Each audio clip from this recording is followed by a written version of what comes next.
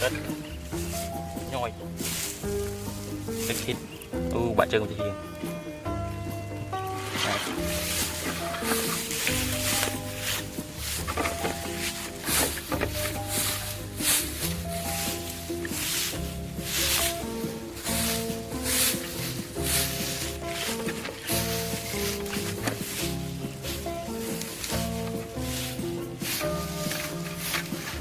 không trời gì trời nơi tam này rồi trồng rùa thiệt gì cho một lục ra mà đây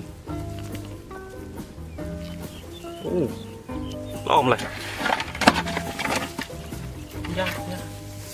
vừa so so mà nữa